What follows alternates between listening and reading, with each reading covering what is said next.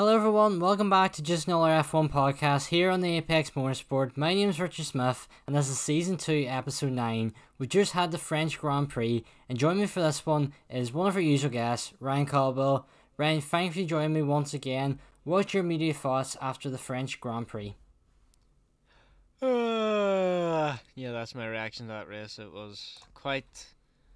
From about lap 10 until about lap 43, it was quite a dull race, to say the least. Apart from a few overtakes here and there. But apart from that, it was quite a boring race. Not Monaco boring, but boring in terms of how the French Grand Prix normally goes. Yeah, the French Grand Prix was I think known to be quite boring, and we've made jokes of that in the past. I didn't think it was the worst race I've ever seen, probably the worst this season, but there's a few exciting moments, but we'll discuss them in a little bit. We'll have to get the serious issue of the podcast out of the way first, which is our F1 fantasy team. Ryan, just how did your weekend go in terms of your F1 fantasy? My team, well, one of my teams that wasn't really one of my teams, I went quite well. Nearly everyone scored points apart from Ocon, who should I? Yeah, I really messed up here. So basically, I kept saying how I was gonna swap Lance for Vettel, and then when I finally did swap for Vettel for this race, I was like, nah, maybe I shouldn't. There's no chance they're gonna get back into the points at a normal street. And what happens? Exactly. So Ocon really underperformed for me after showing great strength throughout practices 1, 2 and 3, and even sort of quite well in qualifying, but he did quite awful for me there. In total he scored 0 points for me. But in my joke team of Jap Scrap, which is all Honda powered and Ocon, so Verstappen, Perez, Gasly, Tsunoda, Ocon and Red Bull's constructor, this weekend I managed to bag 221 points in total from this race weekend, so I didn't think I did too bad. And that was your highest scoring point for the team this weekend? Yeah, for this entire weekend, and then it went to my good team, and then the Merc Engine boys. My highest scoring team was my transfer crew, a team which is my second team. It got 186 points, but I think I should rename that to the Q1 Red Flag team because I had Mick Schumacher and Yuki Tsunoda in it. And then my main team, which is the BWT Racing Force of India, India Point something that keeps going on. The joke about the Aston Martin Racing Point thing. He got 176 points, helped there by Lando Norris being my turbo driver, bringing up to 56 points. And the World Champions team, which is really just another team full of world champions, didn't really do too well. 114 points. With Pierre Gasly being the only non-world champion in that team, drawn level with the 7-time world champion Lewis Hamilton with 36 points. Ryan, any changes for next week, or are you just going to stick with what you've got? In terms of my best team, which is the Jap Scrap, I don't think I'll be making any changes apart from possibly subbing out Ocon, depending on how practice goes.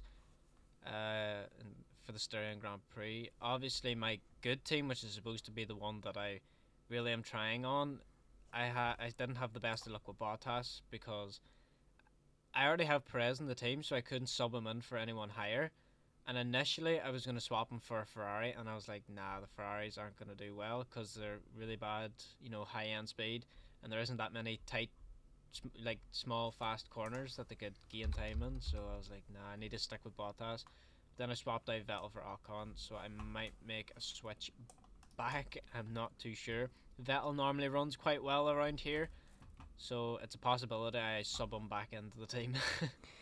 I'm not going to be making any changes. I like the team I've got, and I know you're really into this. I'm just keeping the same team, having faith with them, and hopefully by the end of the season I could beat you because you're first, third, and fifth, and I'm second, fourth, and sixth. So it is very, very close. We'll talk now about the French Grand Prix. We don't really have too much to say about it, but Pirelli, we all know what happened in Azerbajan with the tyre blowouts. They made a few changes to the tyre procedures this weekend, and a lot of drivers were spinning in the opening day of practice on Friday.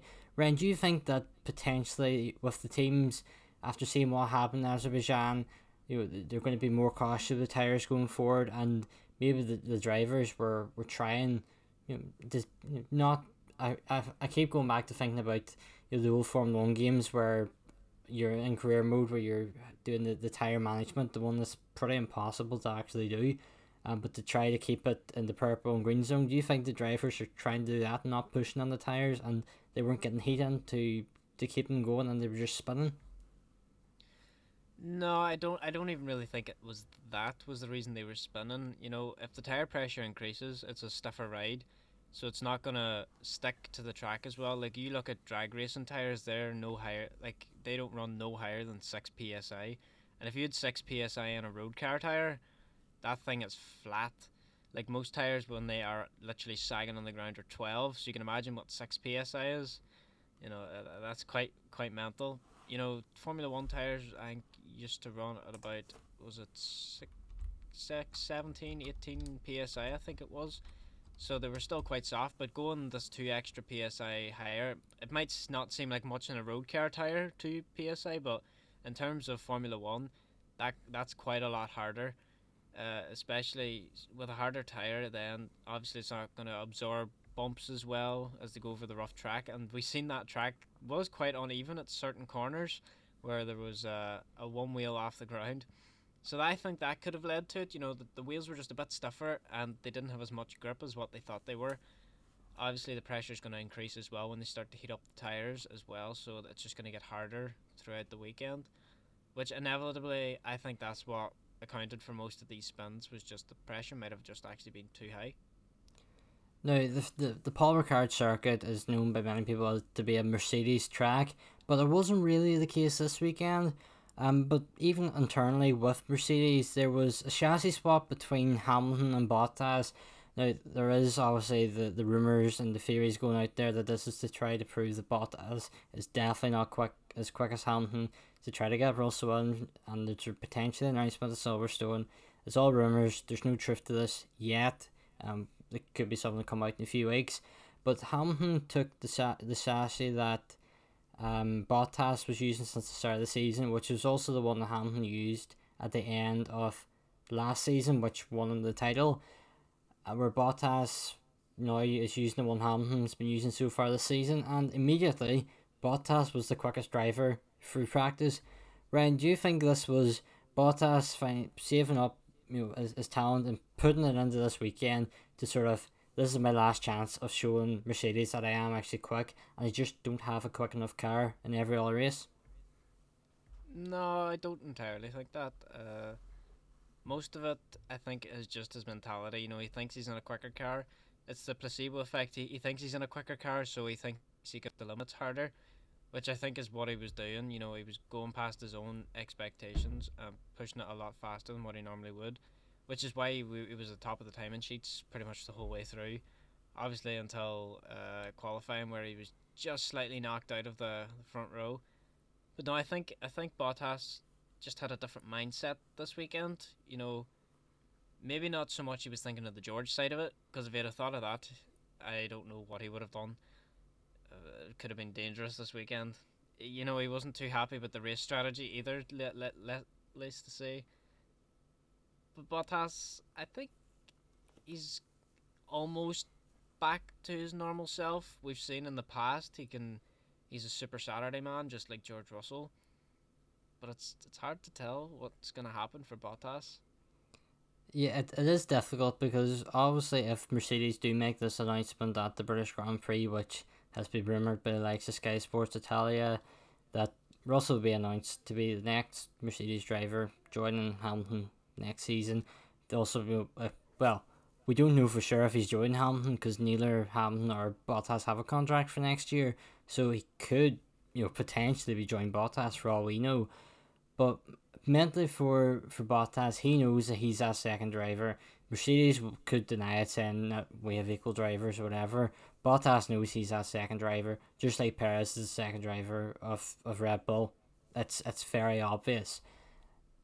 And if he then knows that he doesn't have a seat, it could turn into a bit of a Vettel Ferrari sort of ending where everything just doesn't go wrong. You don't want to be racing, you don't want to be doing what you want for your team, and ultimately with this tight battle between Mercedes and Red Bull this season, this could potentially hand Red Bull the title if Bottas doesn't want to play his part and let Hamilton through to battle Verstappen for one.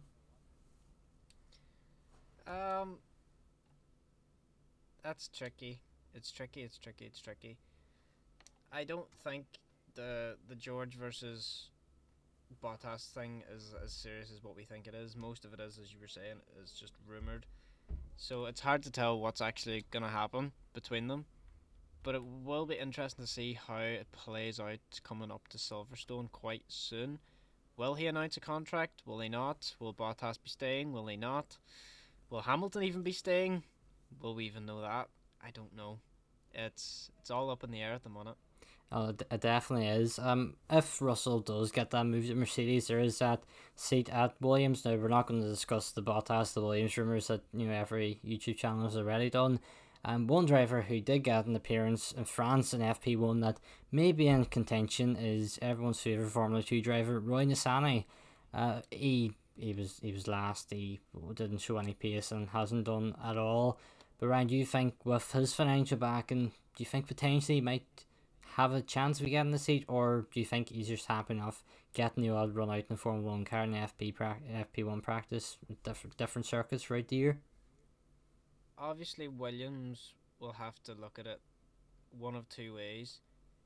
Do they try and get an experienced racer who knows how to build a team around them and can possibly help them, but it's not going to help them as much financially? They might get the sponsors that come with that driver, but it might not be as much as bringing in quotation marks, a paid driver who is just there for the the drive for the he's paid his way into the team and Mazepin, and yeah, I don't know what else to really note about this, but no, Nissany isn't the worst driver. Let's be honest.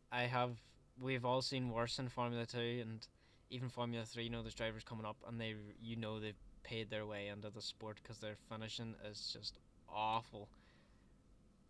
So to see Nissany come in, there's a chance that Williams might take it because they're not exactly the most financially stable company. Yes, they've got Darlton Capital behind them now, but even still, I don't think it's enough to pump that amount of money into the research and development each year and get a very small return by finishing last on the grid. Obviously, if they manage to get a point, they'll finish above the Haas, which will, I suppose, be a small victory. But even that, I don't know what's going to happen. Well, even a ninth place in the Constructors' Championship is still worth many millions more than what a P10 is. And you could look at it this way, if they know next season, well, they've already said that they're going to be focusing on next season already, but if they know that they're not going to be in a points fight just yet, that's another season or two down the line, bring in an experienced driver who can get the most out of the car, maybe scrape a P11 or P12 like Russell done this weekend, and that moves them up to P9, and it's going to need a mighty weekend from Haas, a P11 from either Schumacher or Mazepin in order to now Haas to go above Williams. So I don't really know who could replace Russell if it did move, but I don't think Nissany would be in that question. If we move on to sort of two rookies this season who had bad starts to the weekend, Yuki Tsunoda and Mick Schumacher both ended up in the barriers in Q1. Tsunoda brought out the red flag within minutes of the session beginning, and Schumacher, he did get into Q2, but at his own expense. He crashed out and brought out the red flag so he can continue. Ryan, in terms of all the rookies this year, so that's Tsunoda, Schumacher, and of course Mazepin, compared to the rookies we've had in the past, joining in like Russell, Albon, Norris, do you think the standard is just so much lower that these are drivers that might only be here in terms of the racing ability for a year and we might never see them race again? I think Schumacher might be the only exception from that. Yeah, if we look at Norris, Russell, Albon, it's funny because George finished first, and he went into the worst team, and then Alex came in and was straight into Alpha. It was Toro Rosso at that time. I almost forgot. But no, and then obviously Lando went into McLaren. Now I think Lando probably got the best seat at that time, because obviously he was paired with Carlos Sainz, who'd only pretty much just moved there too. So it was a nice, good, fresh beginning for the team, and obviously we've seen how well they've progressed. Same with George. We've seen George go in. He's managed to enhance his skills at Williams, understand the Formula One car, understand all the little tips and tricks around tracks, just to maximise the most out of the car, so that when he does finally get an opportunity, like we seen last year, and don't forget me, Romain Grosjean. Oh, come on. Azerbaijan. I think it was, wasn't it? Please correct me. Was that where he crashed? Yes. Yes, I'm pretty sure it was Azerbaijan. Right, so I was right. If not, we're both wrong. We all know that was the Ericsson hit me crash. Yeah. Yes, everyone knows that anyway. Yes, well, same track where George finally got his breakthrough drive, and we seen he absolutely smashed it in that Mercedes. He was too tall, his seat didn't fit him because it was 3 years old, and he was wearing the wrong size of shoes, and he still managed to finish ahead of Bottas. If that doesn't say something about George and how much he's progressed, it Oh, that was Bahrain. That was the end of the season. I thought you were on about the Ericsson hit me crash where he spun out under the safety car. Oh no, I got my names mixed up. I was about to say Baku, and I realised I couldn't. Bahrain. I just know it was the one with the red and white flag. That's all I remember. Azerbaijan's got green in it as well. I couldn't get so it is. I just couldn't get the name in my head. But no, if you compare that to the likes of Mazepin, Mick Schumacher, and Tsunoda, all Tsunoda wants to do is swear down the mic at his team engineers, and Mazepin is basically just there giving off and getting in the way of everyone. Mick is the only one who's sort of keeping a wee bit quiet, does speak up when he needs to, but ultimately he's trying to enjoy his race and learn, whereas the other two just aren't. Whereas we've seen that with Lando, Albon and Russell, where they got their heads down, they got stuck into the team, and they've worked really well, and now look at them. Well, apart from Albon, obviously we know what happened to him. That wasn't ultimately his fault. I think if he had stayed at Toro Rosso, he'd have been okay, which would now have been Alpine, which means... No, AlphaTauri. Damn it! Okay, I'm messing up here a bit too much. Heads away with me, long day at work. But no, I think the drivers of today, as in like this year compared to 2 years ago, have a different mentality and mindset in terms of Formula One racing. Yeah, definitely. Mick Schumacher, he's so polite over the team radio, and I think there should be a policy where Formula One teams can't change their names every 2 seasons, because it is very, very confusing. We'll actually talk a bit about the Grand Prix now, because we're a good bit into this podcast. We haven't even mentioned too much of the racing. Verstappen was on pole, and we all were expecting this front row battle between Verstappen and Hamilton. With it being the French Grand Prix, we weren't really expecting too much, but turn 1, Verstappen made a mistake. He had to go the long way around, and that gave Hamilton the lead until Red Bull decided they would go for an undercut and change the race completely. Go for the 2-stop strategy in the end up, and we've seen Verstappen pass Hamilton later on in the race to actually win. Ryan, do you think the Red Bull's strategy was perfect this week, and that's what won, or do you think Mercedes were they knew if they played again, they'll not have the pace to pass the Red Bull, so they were just hoping that there would be a yellow flag or a safety car that they can just stay in the lead and take victory, because it was very late when Verstappen got past Hamilton. Firstly, can I just say congratulations on summing up what Formula One TV managed to sum up in 6 minutes. You managed to sum up in basically 30 seconds of how the race went. I don't know how they managed to get 6.5 minutes out of the highlights, but okay. But no, Mercedes' strategy was just a wee bit off this weekend. We even heard Valtteri Bottas quite early on in the race. He was saying how his tyres were starting to degrade quick, and he was feeling that it was going to be a 2-stop race. And he mentioned that way early on, and then eventually when Perez and Max came past him after Max stopped the second time. He just had to let it out. Why did no one believe me when I said it was going to be a two-stopper? I think that's going to be an iconic line for the rest of the season if it happens again. But Mercedes just weren't switched on this weekend. They should have known that when Verstappen went in, Hamilton should have, tried to go quick again for that lap and get into the pit and try it as well. Maybe, yes, Red Bull could have undercut them, but the Mercedes had the pace up until the point of the tyres starting to go. So ultimately, it could have worked the other way in Hamilton's favour. They could have managed to catch Red Bull instead of Red Bull catching them. So it was a big mistake, I think, from Mercedes. Even if they were waiting for a safety car, it wasn't really going to happen on this circuit because, let's be honest, how often does someone go off the track and hit the barrier? Like, okay, it is possible. We did see that. But there's that much wide runoff that it's almost nearly impossible to bring out a safety car there. Yeah, I do have to say that I was quite impressed with Tsunoda and Schumacher for both hitting the wall in a circle like that. Like, it is very, very difficult to do. No yellow flags, no safety cars, and every single driver finished the race. That's only the 10th time in Formula 1 that's happened.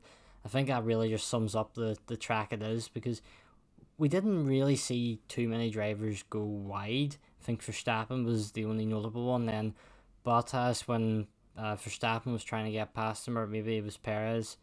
I think it was Perez and Bottas. There was just no defence there whatsoever. And do you think that was Bottas just giving up, and he knows that he doesn't have the car or just doesn't have the ability to keep Sergio Perez and Max Verstappen behind him? I think he really did just get, annoyed with the team, trying not to use the other word here, but he did get annoyed because we seen the Mercedes pit crew come out as if, okay, well, he's got past. Perez has got past, let's go try go for the fastest lap, and he never came in. He finished the race on the same tyres. He had an extra 4 laps, and he had a full minute clear of, I think it was Lando Norris sitting in 5th. So he could have just easily went for the fastest lap to gain an extra point, which he didn't do. So I think he might have been just that annoyed. He was like, nah, screw your extra point. Yeah, that. I felt bad for him.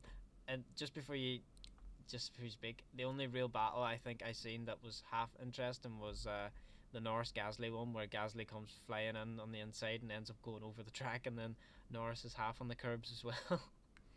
Yeah, for it to be a track that hasn't provided the best of racing in the past, the midfield teams did, there was plenty of overtaking going on at different points. And one team, and you mentioned one of the drivers there, but the other driver of the team for McLaren, Daniel Ricciardo, had probably his best weekend yet. Alongside Lando, they were impressive, but they were still a minute behind the leaders, which I was surprised, behind the top 4. Were you surprised to see McLaren being almost a minute behind Bottas on a circuit like that? I don't think it was so much they were a minute behind. I think they were roughly maybe about 40 seconds behind or 35 seconds behind if you took out all of the overtakes and stuff. Once those front 4 were out in clear air, they were gone. Whereas if you had a McLaren up there on the tail of, Valtteri Bottas or even Sergio Perez when he was in 4th, things would have been a lot closer because of slipstreaming and getting inside of the DRS range and stuff like that. So I think with them having constant battles climbing up through the field throughout the race, finally whenever they had a chance to get out in front, they didn't have the tyres or the fuel to just constantly push every single lap to bring down the seconds, while the other 2 teams were sitting battling it out front. I think that's mainly what it was down to. But even still, for the Mercedes and Red Bull to be even 30 seconds ahead, that's a third of the track ahead of everyone else. Realistically, at 30 seconds, I think it's nearly like a 1:30, isn't it, for that track in normal race conditions? So, for them to be a minute, that's 2/3 of the racetrack they're ahead of everyone else, which is insane. It just shows you how much research and development and the key areas they focused on this season, to really put their 2 cars at the at the front of the midfield. Well, I suppose at the front of the field to just really, really, really push. Yeah, it throws up an interesting question of where do we say the midfield is this year? Because McLaren have got a couple of podiums, Aston Martin have got a couple of podiums. Are we sort of saying that, and even AlphaTauri with Gasly, are we saying the midfield is all teams who have been on the podium, or are we sticking with just the two teams up front of Mercedes? Because the midfield, it would make sense if it's Mercedes, Red Bull, the rest, and then Haas, Williams. Or do you think McLaren are a decent shout to be in there with maybe like Alpine or Ferrari leading the way of the midfield teams this season? I think the midfield. Usually, we always talk about the midfield, and the midfield's usually the fourth team to about the eighth team. But it's really the third team to about the eighth team this year. Actually, it could even be the seventh because Alfa Romeo, like, they're doing quite a bit this season, but they're not doing that much. There's times where they're still battling with the Williams of George Russell, and well, that's really it, just George Russell, because Nicholas Latifi and Mazepin and Mick Schumacher aren't really up there with the rest. So the back of the field is really the Alfa Romeo, the Williams, and the Haas. But the rest, I think, is pretty much the midfield if we count that. So basically, sixth team, fifth team, fourth team, third team. Those four teams, which is Aston, McLaren, Alpine, and AlphaTauri. They're your main teams for the midfield this year. And I think probably the team I was most disappointed with of the weekend was Ferrari, because come the end of the race they were in the 11th and 16th. Charles Leclerc was down in 16th place. Kimi Räikkönen, Latifi, Schumacher, Mazepin were behind him, and you have the likes of George Russell finishing up in 12th in that car, not too far behind Carlos Sainz. What do you have any sort of reason why you think Ferrari went so wrong this weekend? Because it went fairly under the radar for the most part. I think everyone knows the reason. It's called straight line speed, which they don't have.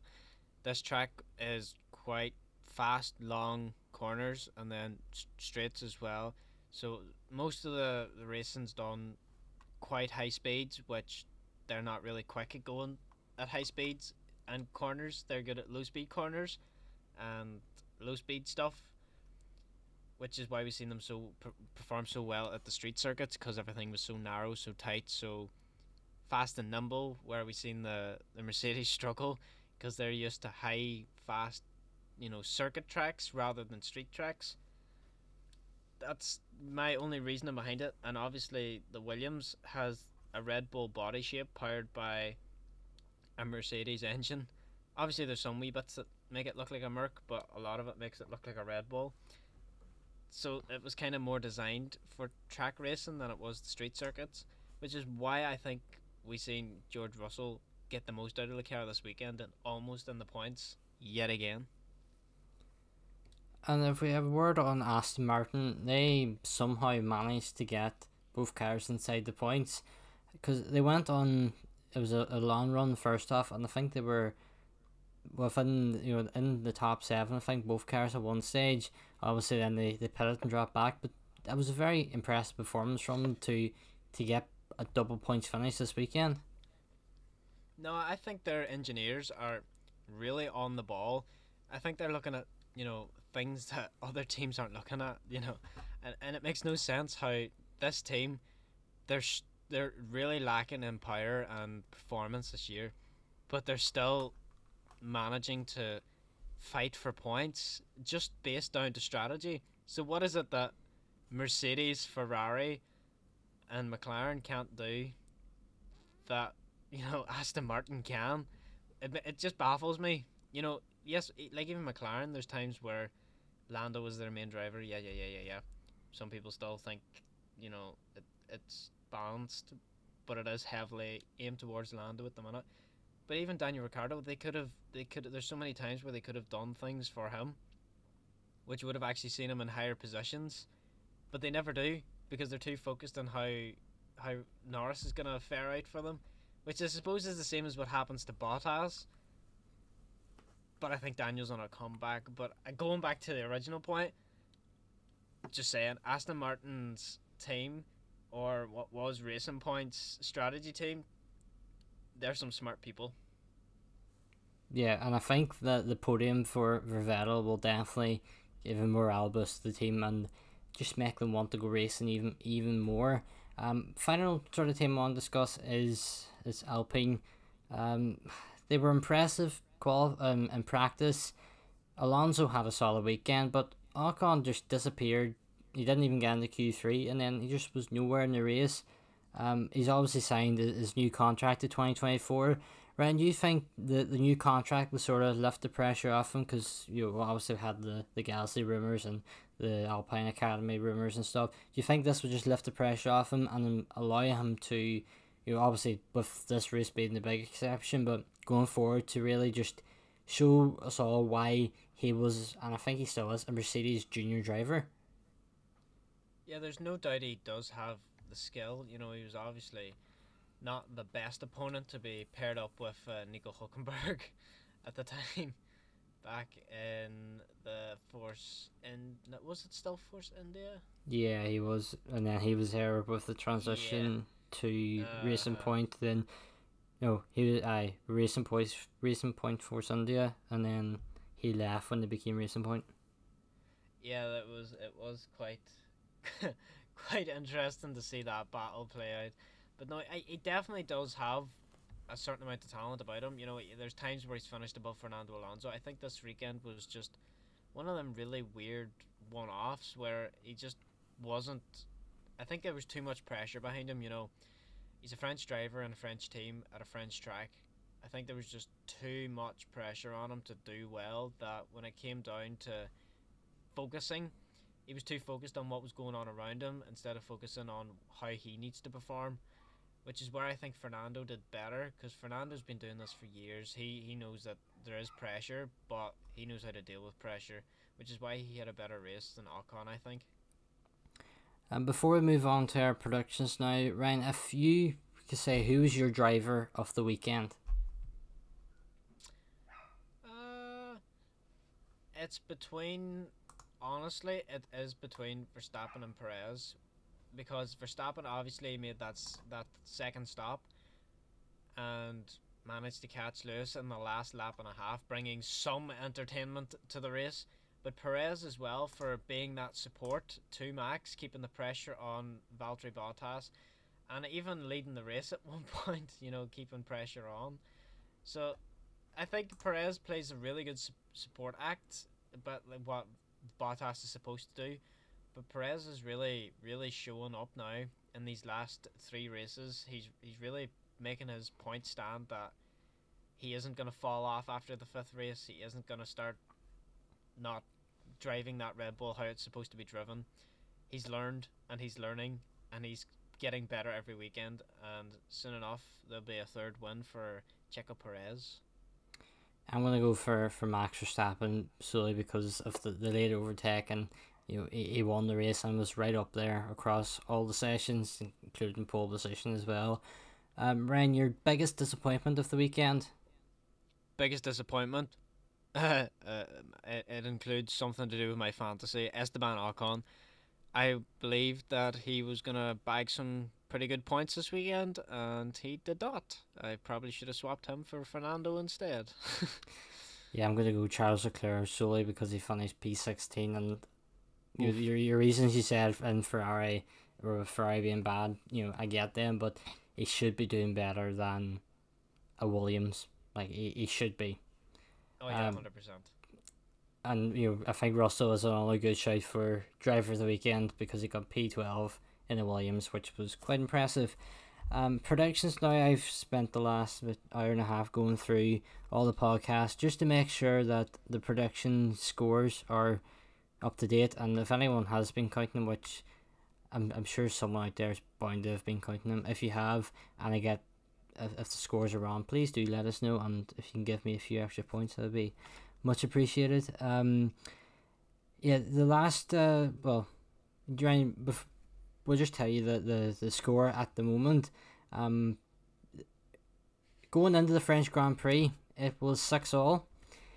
Then you you predicted a Verstappen win and Hamilton second, where I predicted a Valtteri Bottas win and a Sergio Perez second.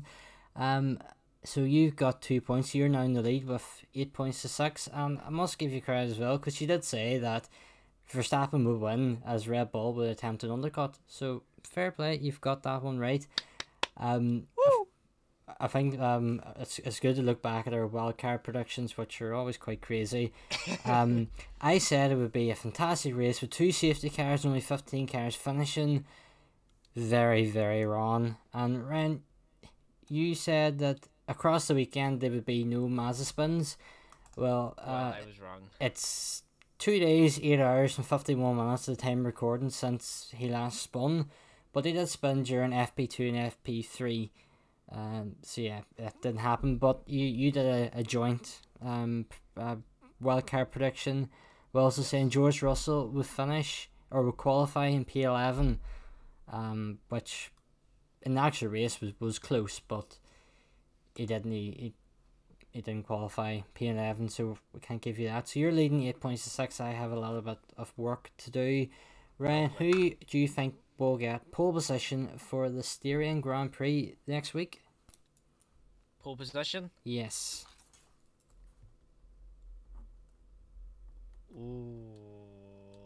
Okay. Valtteri Bottas. Okay. I've down Lewis Hamilton.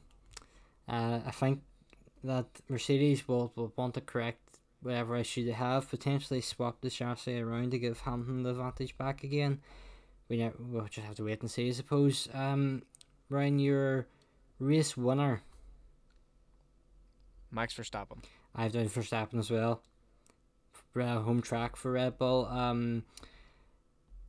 I wonder then will we be going for the same second and third, because it's happened a few times. Who do you have down for second? Valtteri Bottas. Okay, so we're different.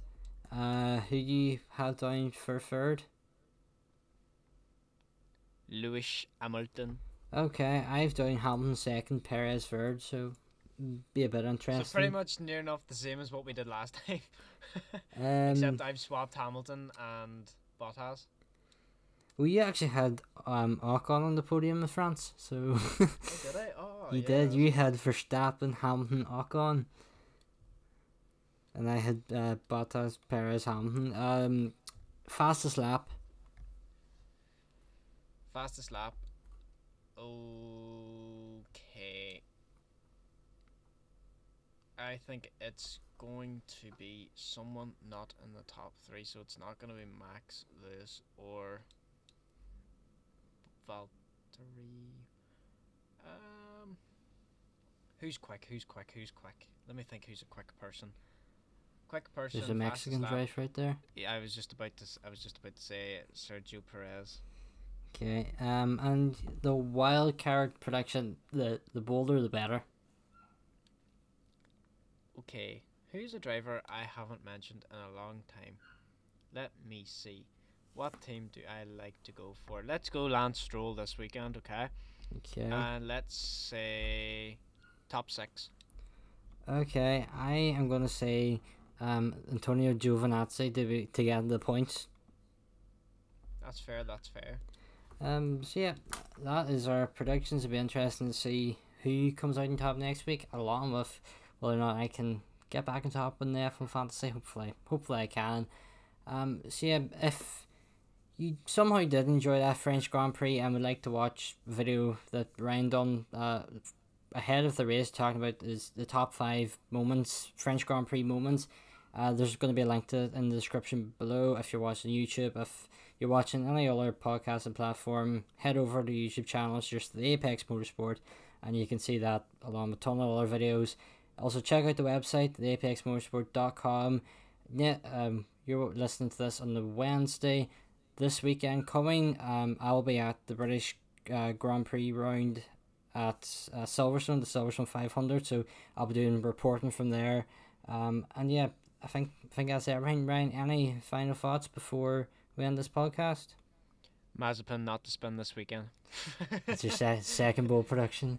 Maybe we'll not count that, but I'm just gonna keep saying it until it happens. Yeah, fair enough. So yeah, thank you all so much for listening, and we hope that we'll see you all next time. Goodbye.